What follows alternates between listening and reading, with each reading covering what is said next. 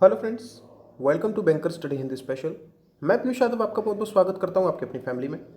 तो जो लोग भी पहले जुड़ जाओ और नए लोग जुड़े हो, उनको मैं पहले ही कह देता हूं कि हम यहां पर आरआरबी पीओ और क्लर्क के लिए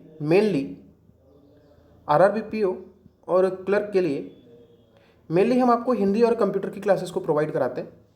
हिंदी और कंप्यूटर ये हमारे चैनल की स्पेशलिटी है। आप डिस्क्रिप्शन बॉक्स में मैं लिंक दे दूंगा हर एक प्लेलिस्ट की, वहाँ से जाके आप हमारा कंटेंट चेक कर सकते हो कि हम आपको कितना बेहतरीन क्वालिटी का कंटेंट प्रोवाइड कराते हैं। तो जो लोग भी हिंदी और कंप्यूटर के लिए जुड़ना चाहते हो वो लोग बिल्कुल सब्सक्राइब कर लीजिए। और साथ ही हम आपको रीजनिंग और क्वांट के बहुत अच्छे अच्छे सेशन लेके आते हैं। उन्हीं में से आज एक सेशन लेके आए हैं जहाँ पे हम आपको पाई चार्ट और टेबुलर डीआई कराने वाले हैं। और pie chart plus tabular DI है, सिंगल डीआई है ये। और आपके एग्जाम में देखने के लिए बिल्कुल इसी टाइप की डीआई मिलेगी। और अगर आप उस टाइम पर प्रेशर में चल रहे हो, टाइम के प्रेशर में, तो वो डीआई आप बिल्कुल ही नहीं कर पाओगे, क्योंकि आप भूल जाते हो उन चीज़ों को कि किस तरह से उन्हें परफॉर्म करना है।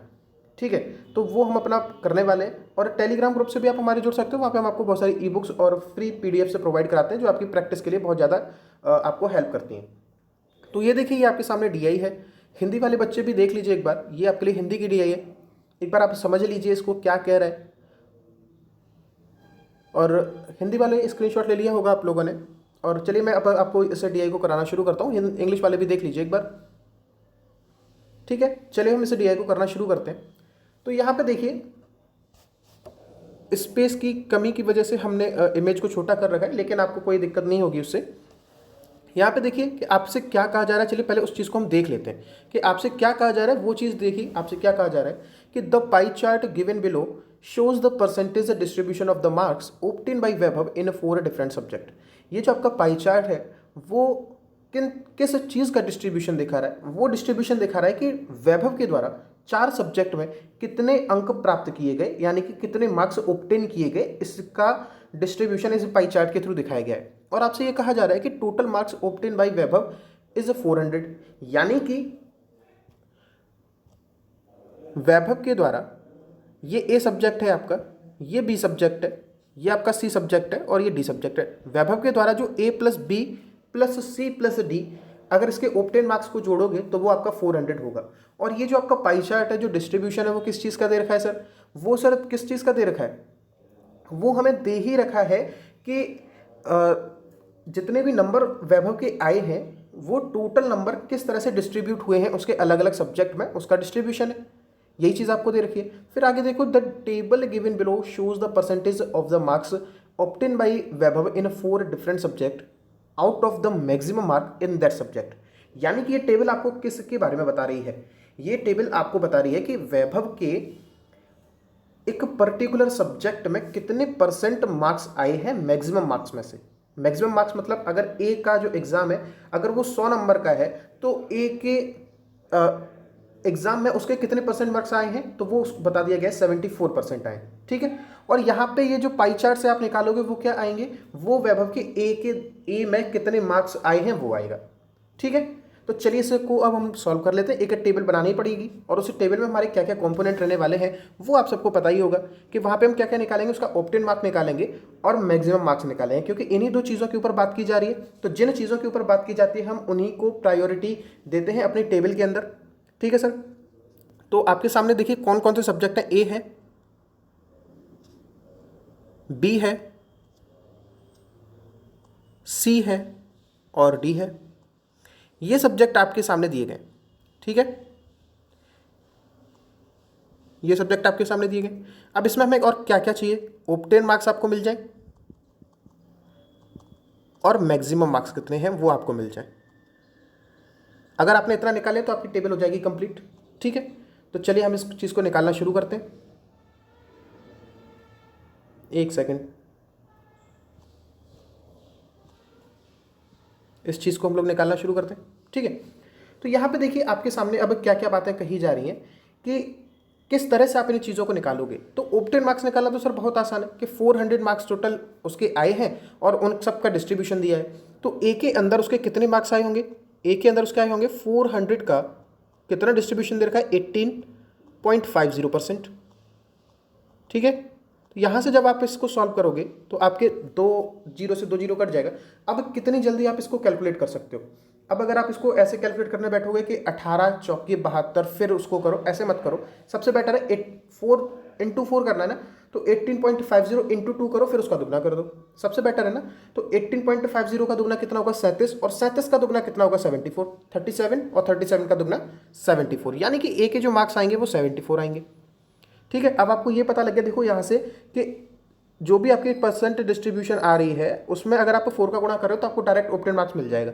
तो अब बार बार हम इन चीज़ों को ना लिखने से केवल और केवल अपनी ये देखिए लीजिए कि आपका क्या परसेंट डिस्ट्रीब्यूशन है, उसमें हम इंटू 4 कर लेंगे। तो यहाँ पे 18.50 था, इंटू 4 किया 74 आया। 31.50 इंटू 4 करोगे तो फिर से वही इंटू 2 करो 63 हो जाएगा, और इंटू 2 करोगे तो कितना हो जाएगा 126 हो जाएगा। यहाँ तक किसी को कोई दिक्कत नहीं हो रही होगी। फिर अगला देखो कि 17%, इसमें तो इंटू 4 बहुत ईजिली कर पाओगे, 68 हो जाएगा। और 33 इंटू 4 करोगे तो कितना हो जाएगा 33 into 2 66, 66 into 2 is equal to 132। तो आपके ओपन मार्क्स निकल आए। अब आपके सामने देखो टेबल में क्या दिया गया है कि वैभव के पर्टिकुलर सब्जेक्ट में कितने कितने परसेंट नंबर आए हैं, यानी कि ए के अंदर वैभव के कितने परसेंट मार्क्स आए 74%, यही मार्क्स आए ना। और ये 74% मार्क्स एक्चुअल में उसके जो मार्क्स है उसके बराबर आपको रखने पड़ेंगे, यानी कि 1% की वैल्यू आपकी किसके बराबर आएगी 1 के, और मैक्सिमम मार्क्स सर क्या होते हैं 100% ही तो आपके मैक्सिमम मार्क्स होते हैं ना। तो 100% की वैल्यू आपकी क्या हो जाएगी 100 हो जाएगी, यानी कि वैभव के जो मैक्सिमम मार्क्स है सब्जेक्ट ए के वो कितने होंगे 100। इस तरह से कैलकुलेट करोगे। अब बी के अगर देखोगे तो उसके कितने परसेंट मार्क्स आए 84%, लेकिन वैभव के एक्चुअल में कितने मार्क्स आए 126। तो यहाँ से जब आप 100% की वैल्यू कैलकुलेट करोगे तो कितना आएगा बताइए। 14 से जब आप काटोगे तो 14 इंटू 6 करोगे तो 6% की वैल्यू आएगी 9 के बराबर, और 1% की वैल्यू आएगी 1.5 के बराबर। तो यानी कि 100% की वैल्यू किसके बराबर आ जाएगी 150 के। तो यहाँ पर आप डायरेक्ट 150 लिखो। अब 68% इज इक्वल टू 68, तो ये मैक्सिमम मार्क्स 100 होगा। और फिर उसके बाद देखो कि डी में उसके 88% आए, तो 88% की वैल्यू किसके बराबर सर 88% एज इक्वल टू है 132 के, यानी कि 8% इज इक्वल टू 12, यानी कि 1% इज इक्वल टू 1.5 अगेन, तो 100% इज इक्वल टू 150। अब आपके सामने ये आपकी टेबल कंप्लीट हो गई। अब हम अपने क्वेश्चंस को देख लेंगे कितना इजीली हम इन्हें कैलकुलेट करेंगे। ठीक है, अगर ये देखिए ये आप मान के चलिए प्रीलिम्स के अंदर आपकी ना स्पीड ही चेक की जाती है, स्पीड और एक्यूरेसी। तो अगर आपका टाइम लग रहा है टेबल को बनाने में तो आपके जो क्वेश्चंस हैं वो बहुत ईजी आएंगे। जैसा कि आप देखते भी होंगे कैसलेट डीआई के अंदर कि अगर कैसलेट डीआई थोड़ी सी टफ आई है तो उसके कितने सिंपल से क्वेश्चन आते हैं। ठीक है, और अगर डीआई बिल्कुल सिंपल आई है तो उसके थोड़े से क्वेश्चन वो लोग लेंदी रख देते हैं, जिससे कि आपकी जो एक स्टैंडर्ड टाइम एग्जामिनर हमेशा सेट करता है 3 मिनट से 3.5 मिनट का, ये एक स्टैंडर्ड टाइम रहता है एक डीआई को सॉल्व करने का। तो हर डीआई लगभग इसी आधार पर बनाई जाती है, और कुछ क्वेश्चंस ऐसे बनाए जाते हैं कभी कभी किसी भी शिफ्ट में एक डीआई ऐसी डाल देते हैं जो आपके लिए ट्रैप सेट करती है। एक डीआई डाल देंगे, एक पजल डाल देंगे ट्रैप सेट करने के लिए। ट्रैप सेट करने का क्या मतलब है कि बच्चा उस चीज़ में लग जाएगा, डीआई में लग जाएगा, पजल में लग जाएगा, और वो इतनी लेंदी हो जाती है, इतनी कैलकुलेटिव हो जाती है कि बच्चे के ईगो पे आ जाता है और वो कहता है मैं इसको तो सॉल्व करके जाऊँगा, और वहीं पर हो जाती हैं चीज़ें खराब।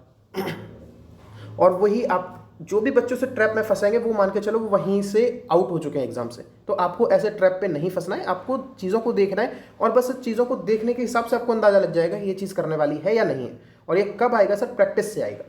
तो चलिए यहाँ पर आप लोग देख लीजिए कि find the maximum marks of subject B. Subject B के मैक्सिमम मार्क्स कितने हैं। अब देखिए इसी तरह से, अब देखो वहाँ पे हमें टेबल बनाने में टाइम लगा था तो हमारे जो क्वेश्चन है वो इजी हमें देखने के लिए मिलेंगे। तो सब्जेक्ट बी के अंदर जो हमारा मैक्सिमम मार्क्स निकल के आया सर वो क्या निकल के आया बताइए 150। हमारा ऑप्शन नंबर सी टिक हो जाएगा और आगे बढ़ते हैं। तो जो भी टाइम लगा था केवल केवल सर क्या करने में लगा था टेबल बनाने में लगा था, बाकी तो कुछ है ही नहीं। कि what is the sum of marks obtain by Vaibhav in subject A and C.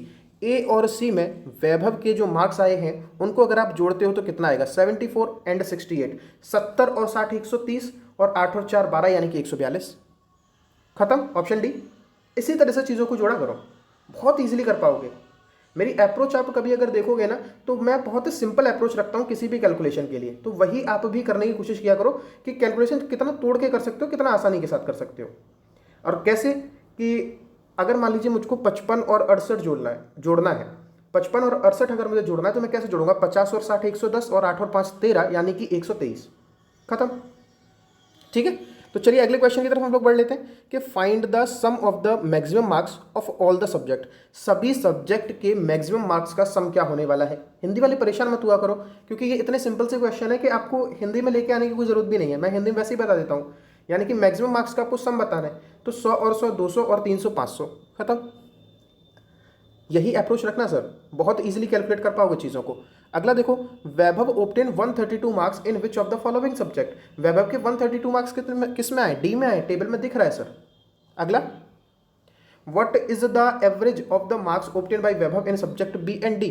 B और डी के अंदर सब्जेक्ट में अगर देखोगे तो वैभव के कितने मार्क्स आए हैं, तो बताइए। बी और डी में इसका अगर आप टोटल जोड़ोगे तो कैसे करोगे, 12 और 13 15, यानी कि 156 मार्क 158 मार्क्स हो जाएंगे, सॉरी 258 हो जाएंगे ना, 12 13 25 होते हैं, तो 258 हो जाएंगे। ठीक है, और 258 में अपॉइंट 2 कर दीजिए, लो 129 आना चाहिए। जी सर, ये होती है सर कैलकुलेशन की स्पीड, देख रहे हो। तो मैं आपके लिए सिंप्लीफिकेशन का किसी दिन सेशन लेके आऊँगा, तब मैं आपको दिखाऊंगा कि कितनी ईजिली आप कैलकुलेट करोगे चीज़ों को। ठीक है, और एसबीआई क्लर्क आ रहा है तो उसके लिए भी जुड़ जाओ, मैथ के मैं सेक्शन लेके आने वाला हूँ। और एक इनिशिएटिव हम शुरू करने वाले हैं इस मंडे से, मैं आपको मेंस की डीआई कराना शुरू करूँगा। मेंस की डीआई, जी बिल्कुल मेंस की डीआई, जहाँ पे हर बच्चे की प्रॉब्लम रहती है कि सर अप्रोच अगर समझ में आ जाए ना डीआई की, कि किस तरह से चीज़ों को करना चाहिए, तो हम बहुत ईजिली अपने मार्क्स लेके आ जाएंगे। तो सर मैं वही करने वाला हूँ। मैं मंडे से हम सेशन लेना शुरू करेंगे, और उन सेशंस में हम आपको मेंस की डीआई कराएंगे। और मैं आपको पहले से एक अनाउंसमेंट बता देता हूँ कि इस सैटरडे को हम लाइव आने वाले हैं, और लाइव आके क्या करेंगे, डाउट नहीं लेंगे। इस बार हम करने वाले हैं हिंदी की क्लास। हिंदी की क्लास में हम क्या करने वाले हैं, 2 आपके लिए टॉपिक लेने वाले। एक तो होगा वाक्य त्रुटि, सबसे कॉम्प्लिकेटेड हम लेने वाले हैं अपने टॉपिक्स को। एक तो लेंगे हम वाक्य त्रुटि, इसके हम लगभग 5 से 7 क्वेश्चन आपको कराएंगे। और इसके साथ ही एक हमारा जो टॉपिक रहेगा वो क्या रहेगा, वो रहेगा सर रीअरेंजमेंट के ऊपर, यानी कि अव्यवस्थित वाक्यखंड। रीअरेंजमेंट के ऊपर रहेगा, अव्यवस्थित वाक्यखंड के ऊपर। तो मैं पहले से ही आपको बता दे रहा हूँ। और जो हमारा जो टाइम है वो शायद 3:30 का रहेगा। मैं इसको पहले शेड्यूलिंग पे लगा दूंगा, सुबह ही लगा दूंगा शेड्यूलिंग पे सैटरडे वाले दिन, तो वहाँ से जाके आप अपना रिमाइंडर सेट कर लेना। तो ये सारी इन्फॉर्मेशन थी। और जो लोग भी जुड़ना चाहते हो हमारे चैनल से, वो लोग जुड़ सकते हो। बहुत ही बेहतरीन कंटेंट आपको लगातार प्रोवाइड कराया जाता है, और ऐसे सेशंस भी लेके आते हैं हम आपके लिए, जिसमें आपके सारे डाउट्स क्लियर करे जाते हैं। कल भी मैंने वो सेशन लिया है। बहुत से बच्चे लगातार कमेंट करते हैं कि वो लगातार मुझे पर्सनल मैसेज भी करते हैं, तो पढ़ के बहुत खुशी होती है कि मैं कुछ ऐसा काम कर पा रहा हूँ कि मैं आपके जो भी डाउट्स हैं या फिर आपके जो एग्ज़ाम को लेके जो व्यूज़ हैं उनको मैं एक अच्छे डायरेक्शन में ले जा पा रहा हूँ। तो उस चीज़ से मुझे पढ़ के बहुत खुशी होती है। और ये भी पढ़ के काफ़ी खुशी होती है कि आप लोग जब अप्रिशिएट करते हो कि सर आपकी वजह से मेरी हिंदी बहुत ज़्यादा इंक्रीज़ हो गई है, तो सर सच में बहुत अच्छा लगता है। हिंदी मीडियम वाले जब बैंकिंग के अंदर केवल हिंदी की वजह से जाएंगे ना, तो मुझसे ज़्यादा खुश तो शायद कोई टीचर नहीं होगा। तो चलिए आज के सेशन को यहीं एंड करते हैं, और मिलेंगे अगले सेशन में। तब तक के लिए goodbye, God bless you all. अपना और अपनी फैमिली का ध्यान रखिए, और हंसते हुए और मुस्कुराते हुए हमारी वीडियोज़ को देखते रहिए।